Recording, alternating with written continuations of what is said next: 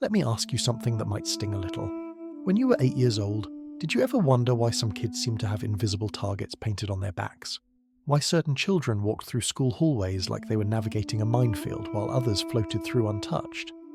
You probably knew which category you fell into before you even finished reading that question. The truth is, bullying isn't random.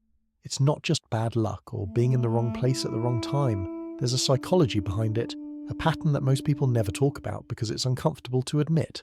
Some children carry something that makes them visible to predators in ways that others simply don't. And if you were that child, if you lived through those years of feeling hunted in your own school, then you know exactly what I'm talking about. But here's what nobody tells you about being the kid who got bullied. The impact doesn't end when you graduate.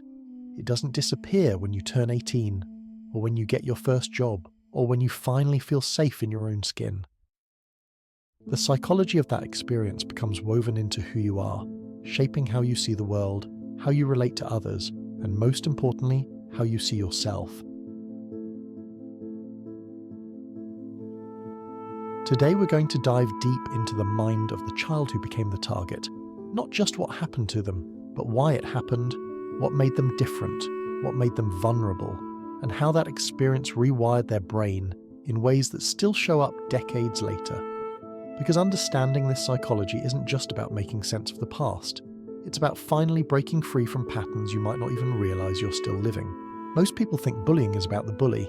They focus on the aggressor, the power dynamics, the cruelty. But that's only half the story. The other half lives in the psychology of the victim, and it's far more complex than anyone wants to admit, because the uncomfortable truth is that certain children do become targets for specific psychological reasons, and those same reasons often follow them into adulthood, affecting their relationships, their careers, and their sense of self-worth in ways they never connect back to those playground experiences. Let's start with something that might surprise you. The child who gets bullied often possesses qualities that, in a different context, would be considered strengths. They're frequently more sensitive, more empathetic, more emotionally aware than their peers. They feel things deeply. They notice subtleties that others miss. They care about fairness and justice in ways that can seem almost naive to adults. But in the ecosystem of childhood, these same qualities become liabilities. Sensitivity reads as weakness. Empathy becomes a tool that others can manipulate. That deep emotional awareness makes them react in ways that feed the very behavior they're trying to escape. When a sensitive child gets upset when they cry or fight back emotionally, they're giving bullies exactly what they want. They're providing the reaction that makes the whole twisted game worthwhile. Here's where the psychology gets fascinating and heartbreaking at the same time. These children often develop what psychologists call hypervigilance. Their nervous systems become constantly alert to threat. They learn to read micro-expressions, to detect mood changes, to sense tension before it becomes visible to others. They become emotional detectives, scanning every room they enter for signs of danger. This hypervigilance serves a purpose. It keeps them alive in hostile environments. But it also exhausts them. Imagine living every day like you're walking through a war zone, where any moment could bring an attack. That's the internal reality of many children who experience chronic bullying. Their brains literally rewire themselves for survival, developing neural pathways that prioritize threat detection over everything else. And here's what's crucial to understand. This rewiring doesn't happen because they're weak or broken. It happens because they're human. The brain is designed to adapt to its environment. When that environment is consistently threatening, the brain becomes a threat detection machine. It's actually a sign of how remarkably resilient these children are, not how damaged they are. But there's a cost to this adaptation. When your brain is constantly scanning for danger, it becomes difficult to relax, to trust, to be present in moments of joy. Even when the immediate threat is gone, the system remains on high alert. This is why adults who are bullied as children often struggle with anxiety, with relationships, with feeling safe even in objectively safe situations. The psychology runs even deeper than this, though. Many children who become targets have what researchers call a strong internal moral compass. They have an innate sense of right and wrong that's more developed than their peers. When they see injustice, they feel it viscerally. When they witness cruelty, it genuinely disturbs them. This moral sensitivity often makes them speak up when others stay silent, stand up for kids who can't defend themselves, or simply refuse to participate in the casual cruelties that other children accept as normal. In an ideal world, these would be heroic qualities. But in the brutal social hierarchies of childhood, they mark these kids as different. They make them targets not just for bullies, but for a system that often rewards conformity and punishes moral courage. Teachers might appreciate their sense of justice in theory, but when it creates classroom disruptions or challenges social dynamics, even well-meaning adults often send the message that it's easier to just blend in. This creates a devastating psychological double bind. The very qualities that make these children good human beings also make them vulnerable to attack. They learn that being authentic, being sensitive, being morally courageous leads to pain, so they face an impossible choice: stay true to themselves and suffer, or betray their core nature to survive. Many choose a third option that's even more damaging. They turn their sensitivity inward, becoming their own worst critic. They begin to believe that something is fundamentally wrong with them, that they deserve the treatment they're receiving, that if they could just figure out how to be different, how to be normal, the pain would stop. This internalization becomes the most toxic part of the entire experience. Because while the external bullying might end, the internal bullying continues for years, sometimes decades. These children grow up carrying a voice in their head that echoes everything their tormentors once said. They become adults who apologize for existing, who shrink themselves to avoid taking up space, who silence their own voices before anyone else can. The ripple effects of this psychology extend far beyond personal suffering. These are often the children who become the most compassionate adults, the ones who dedicate their lives to helping others, who create art that touches people's souls, who fight for justice in ways that change the world. But they do it from a place of deep wounding, carrying scars that most people never see. Understanding this psychology isn't about assigning blame or making excuses. It's about recognizing patterns that run so deep they feel like personality traits, rather than learned responses to trauma. It's about seeing how the child who got bullied often becomes the adult who overgives in relationships, who struggles with boundaries, who finds it easier to care for others than to care for themselves. Because here's what we need to understand as we dive deeper into this topic. The psychology of the bullied child doesn't just affect that individual. It shapes families, communities, entire generations. When sensitive, empathetic children learn that their nature is a liability, when they're taught to hide their deepest truths, we all lose something essential. The questions we need to ask aren't just about healing individual wounds, though that's crucial. We need to understand how to create environments where sensitivity is protected rather than punished, where moral courage is celebrated rather than targeted, where the very qualities that make someone vulnerable to bullying are recognized as the qualities that make our world more compassionate and just. Ornate and just. These children also develop something psychologists call learned helplessness, but it's more nuanced than the term suggests. It's not that they become passive or weak. Instead, they learn that their efforts to change their situation often backfire. When they try to defend themselves, the attacks intensify.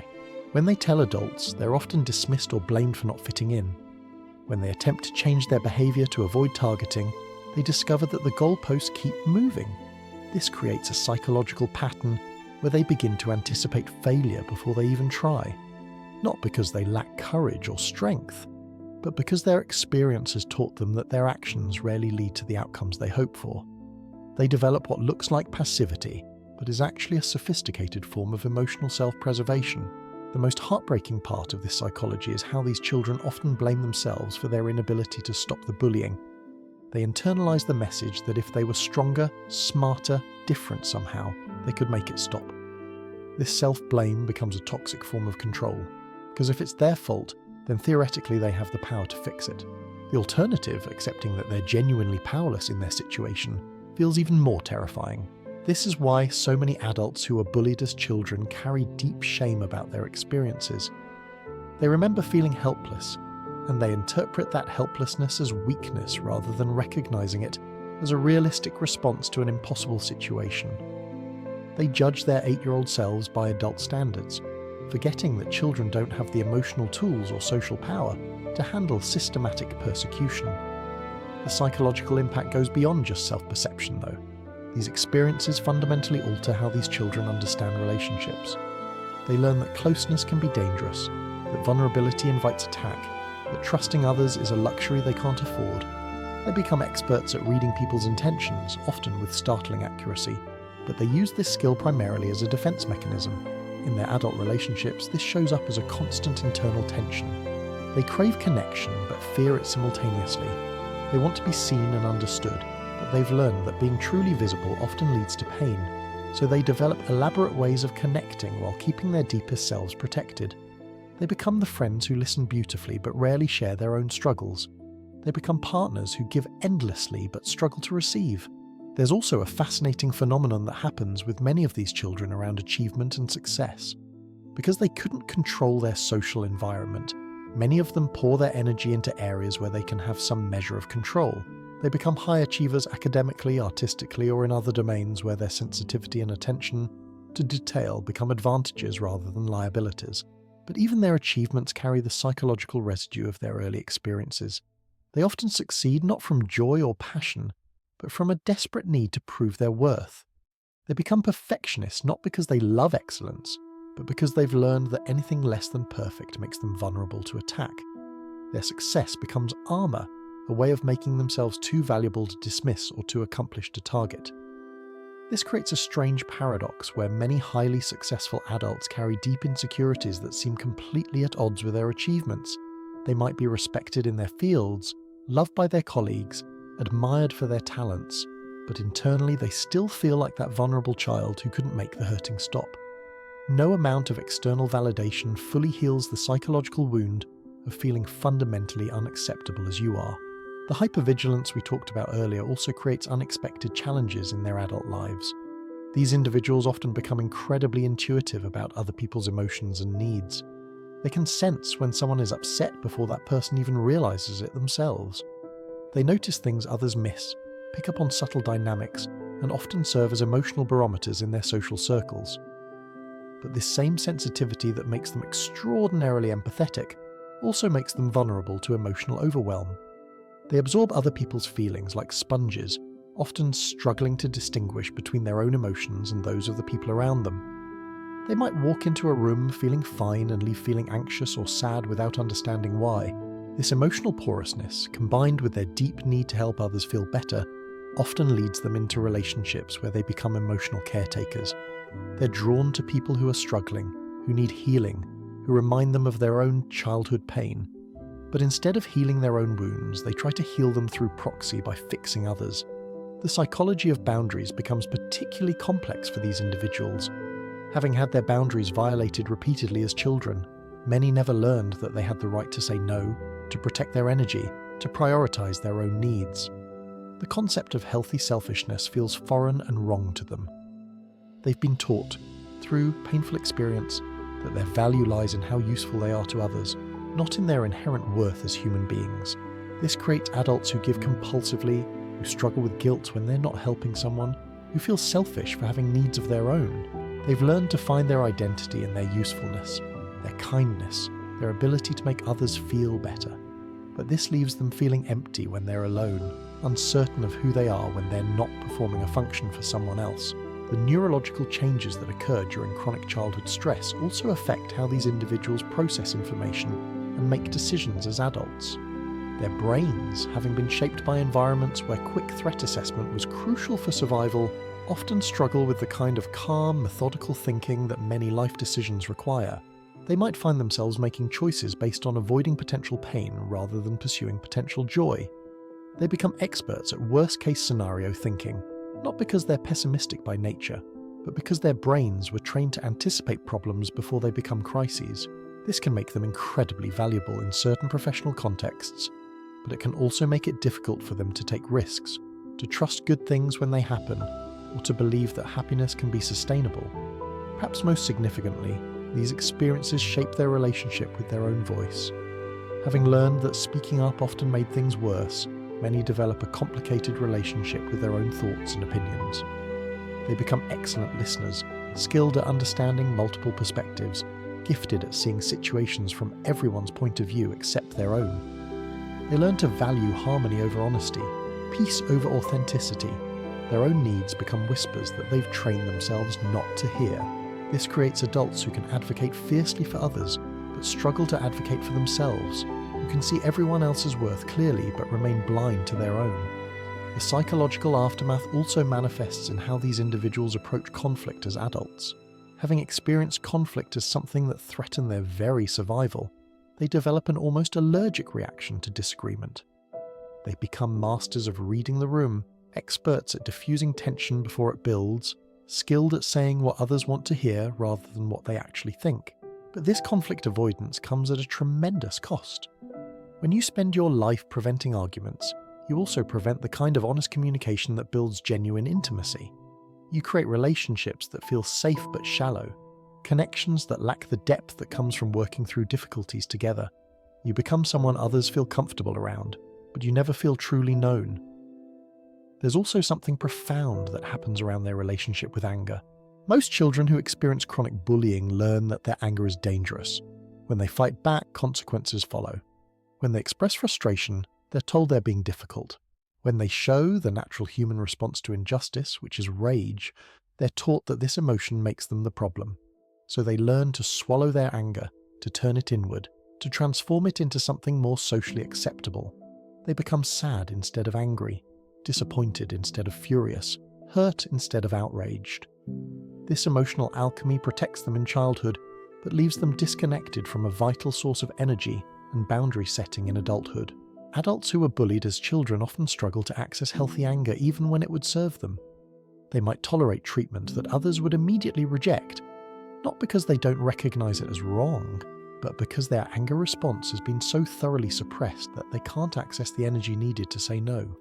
They feel the injustice intellectually, but can't connect to the emotional fire that would fuel appropriate action.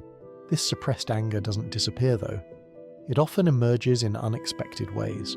They might become perfectionistic critics of themselves, channeling their rage into self-attack. They might develop anxiety disorders, their nervous systems expressing through worry what they can't express through righteous fury. Or they might find themselves drawn to causes and movements where they can safely express anger on behalf of others, while still avoiding direct confrontation in their personal lives. The psychology of trust becomes incredibly complex for these individuals as well. They develop what could be called hypervigilant trust, constantly assessing whether people are safe, while simultaneously craving connection so desperately that they sometimes ignore red flags. They become skilled at reading people's intentions, but they often second-guess their own perceptions because they've been gaslit into believing their reactions are too sensitive or dramatic. This creates a painful internal conflict where they simultaneously trust too easily and not enough. They might give people the benefit of the doubt far longer than they should because they desperately want to believe in human goodness, while also maintaining a constant state of alertness for signs of rejection or betrayal. They become people who are incredibly loyal once they decide someone is safe, but the process of determining safety becomes exhausting and complicated.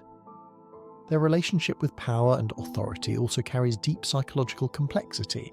Having been powerless as children, many develop an ambivalent relationship with their own power as adults. They might shy away from leadership positions not because they lack capability, but because wielding power feels dangerous or corrupt. They've seen how power can be misused and they fear becoming what once hurt them. Alternatively, some become determined to never be powerless again, pursuing positions of authority with an intensity that masks deep insecurity.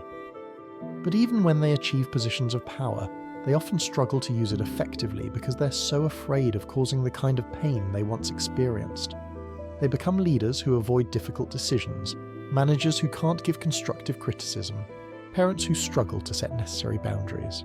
The psychological imprint of these experiences also affects how they understand love and worthiness. Having learned that acceptance was conditional on their behaviour, many develop what psychologists call contingent self-worth. Their sense of value becomes tied to their performance, their usefulness, their ability to meet others' expectations rather than to their inherent humanity.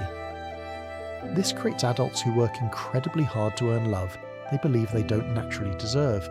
They become overgivers in relationships, people who show love through service and sacrifice rather than through authentic presence.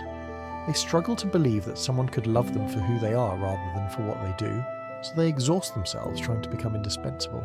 The tragedy of this psychology is that it often creates the very rejection they fear. When someone loves you primarily for how useful you are, that's not really love at all, it's transaction. And transactions end when the value exchange no longer serves one party. So despite their desperate efforts to earn lasting love through performance, they often find themselves in relationships that feel hollow or that end when they can no longer maintain their exhausting level of giving. So here's what I want you to understand if you recognize yourself in this story. The child who got bullied wasn't broken. They were human. They were responding to an impossible situation with the only tools they had. That hypervigilance that exhausts you now, it kept you alive then. That sensitivity that feels like a burden. It's also your greatest gift to the world. Those patterns that feel so deeply ingrained aren't personality flaws. They're survival strategies that outlive their purpose. And the beautiful truth is this: what was learned can be unlearned. The neural pathways carved by fear can be rewired by love, starting with the love you give yourself. You survived something that could have destroyed you. That's not weakness. That's the quiet strength of someone who refused to let cruelty kill their capacity to care.